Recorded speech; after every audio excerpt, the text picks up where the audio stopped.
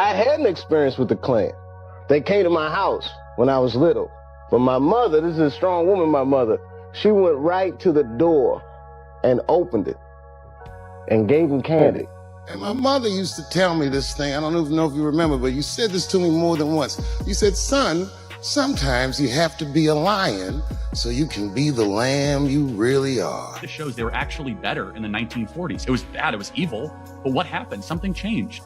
They committed less crimes. Maybe they were afraid. I mean, 4,000 Black men, women, and children were killed in violent lynch mobs. That's your explanation, but racial terror permeated American culture for hundreds of years. Black America is worse than it has been. There are protests and vigils and prayers going up for a despicable, deplorable, detestable, loathsome white man.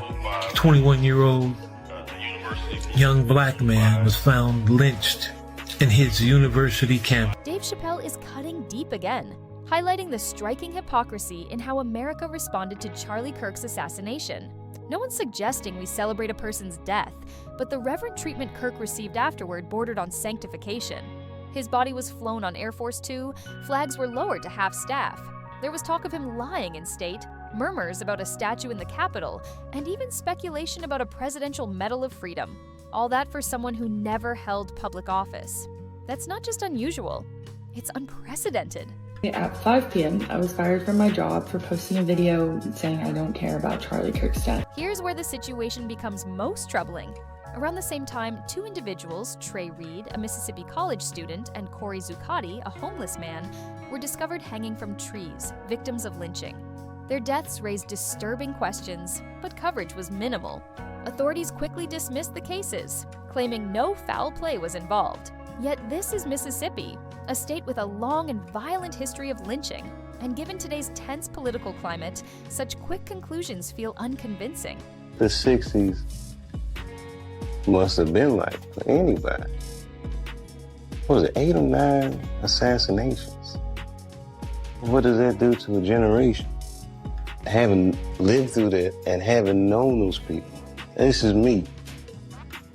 I imagine I'd still be at. Chappelle's point is sharp.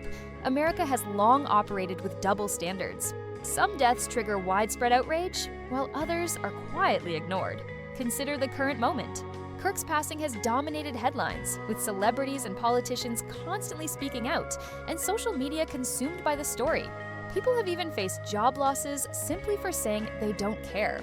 In contrast, the deaths of those two men in Mississippi received almost no attention. This is exactly what Chappelle is questioning. Why is the public penalized, even fired, for refusing to mourn someone who openly expressed racist beliefs? The imbalance is undeniable. Civil Rights Act of 1964 as a huge mistake. Two black men are discovered hanging from trees, yet instead of sparking outrage, their deaths are dismissed as background noise. That isn't just oversight. It feels deliberate. Authorities quickly ruled out foul play, while national media attention was centered on Charlie Kirk as though he were a fallen statesman.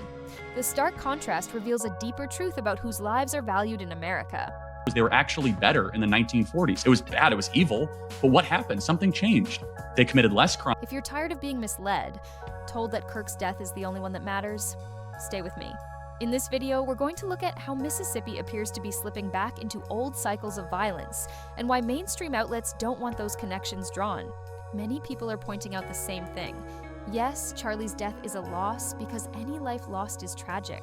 But let's be clear, America is polishing his image in real time, turning someone who promoted white nationalist rhetoric into a symbol of honor. That isn't genuine mourning, it's revisionism. Joy Reid and Michelle Obama and Sheila Jackson Lee and Ketanji Brown Jackson were affirmative action picks, we would have been called the racists. But now they're coming out and they're saying it for us. They're coming out and they're saying, I'm only here because of affirmative action. Yeah, we know. You do not have the brain processing power to otherwise be taken really seriously. You had to go steal a white person's slot to go be taken somewhat seriously. Play cut. Just consider what's already happening. Trump directed U.S. flags to be flown at half-staff for Kirk. Within a single day, Congresswoman Nancy Mace announced on X that she would introduce a resolution to allow Charlie Kirk to lie in honor at the U.S. Capitol Rotunda. Her statement read, "Charlie Kirk devoted his life to defending freedoms, inspiring millions, leading souls to Christ, and standing firm for the First Amendment. Such a legacy makes him uniquely worthy of this distinction." That's the official narrative, but it's worth pausing here.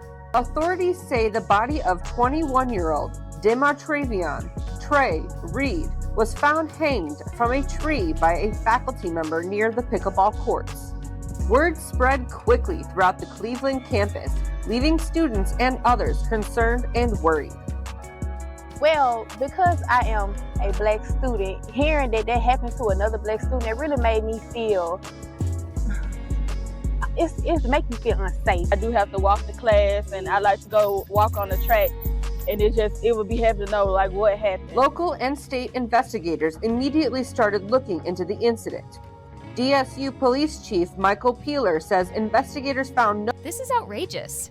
Lying in honor at the Capitol is not a casual tribute. It's one of the highest honors the nation can grant a private citizen. Very few have received it, and those who did are remembered for exceptional service or sacrifice. Rosa Parks is one such name. She risked her life for civil rights and altered history. Now some Republican leaders want to place Charlie Kirk in that same category. That claim is shocking. He has spent his career attacking marginalized groups, promoting white nationalist ideas, and dismissing the civil rights movement as a mistake. Proposing to enshrine him beneath the same dome where Rosa Parks is honored crosses a clear line. This goes beyond political spin. It reads like deliberate distortion. They are asking the public to accept that someone who built a profile on inflammatory rhetoric merits the same remembrance as people who risked everything for justice. Members of Reed's family are insisting on a thorough investigation. Please, please, please, please do your research on this. Do not let them sweep nothing else under the rug.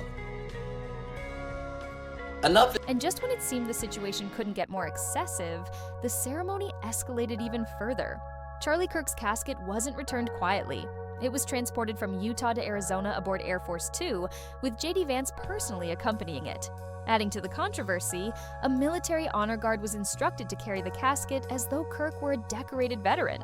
That decision sparked immediate backlash, particularly among veterans who called the display a disgrace. One outraged user on X posted, "Black soldiers must have felt sick taking part in this."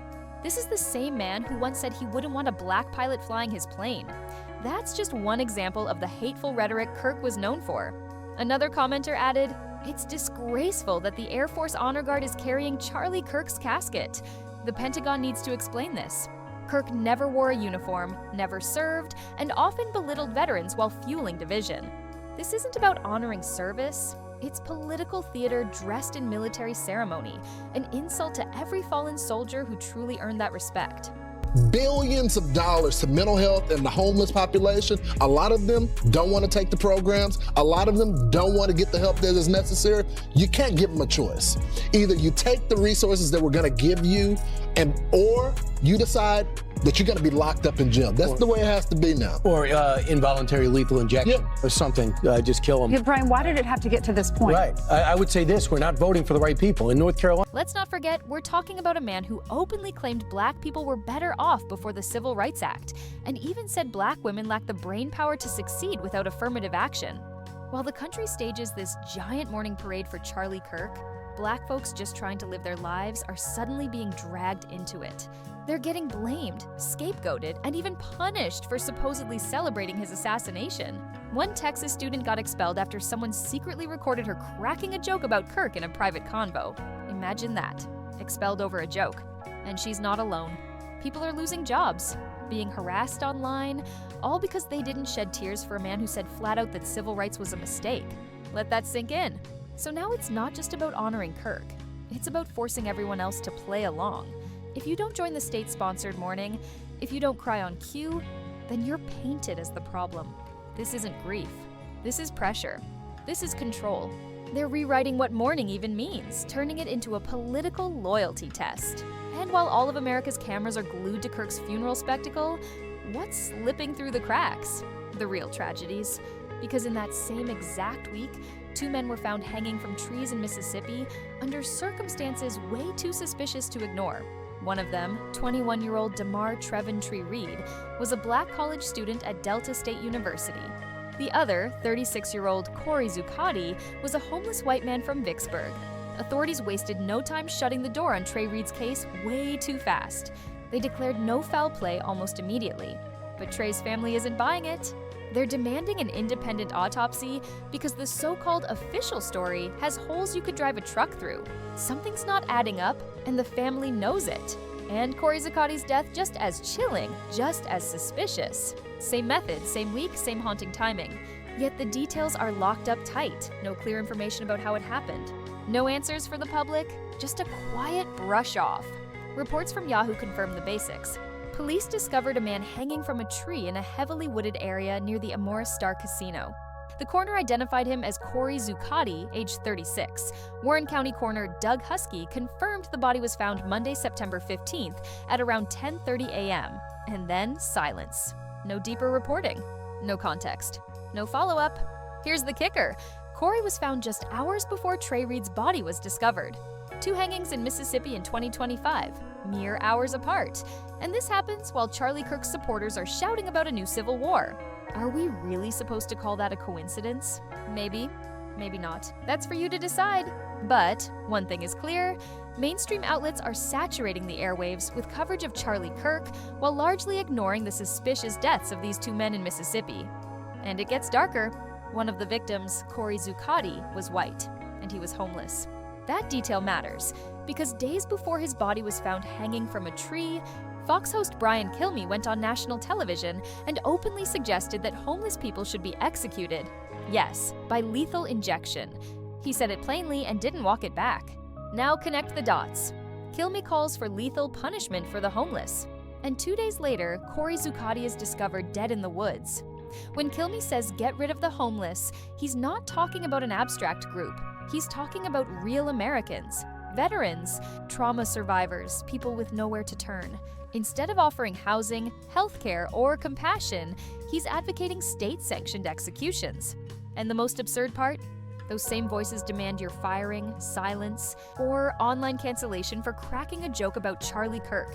That's the double standard, plain and simple. This hypocrisy is exactly what Dave Chappelle has been pointing out, a system that shows leniency to insurrectionists but destroys careers like Colin Kaepernick's for kneeling in protest. The scales of justice in America aren't just tilted, they seem rigged. We are living in dark times. On one side, Charlie Kirk is elevated to martyr status and sanctified in the public square. On the other, 2 men are found hanging from trees in Mississippi, one a young black student, and their stories barely register on the national radar. When people say, the system is broken, I disagree. The system is performing as designed. There's psychological warfare being waged on the public, and the cameras point only where power wants them to point. Don't let the media, politicians, or influencers gaslight you into thinking you're wrong for noticing this. You're not crazy for seeing the pattern. Wake up. Speak up. Tell me in the comments how this lands with you. Why is Charlie Kirk's death treated like a national emergency, while Trey Reed and Corey Zuccotti are erased before their stories are told? Why is public grief mandatory for a man who called the civil rights movement a mistake, yet virtually absent when Black and poor communities face clear danger? These double standards are deafening. In 2025, what does this say about the direction of our country? Drop your thoughts below. This conversation needs to happen now. Don't expect it on News Nation, CNN, or Fox News. Like, subscribe, share, comment, and I'll see you on the next one.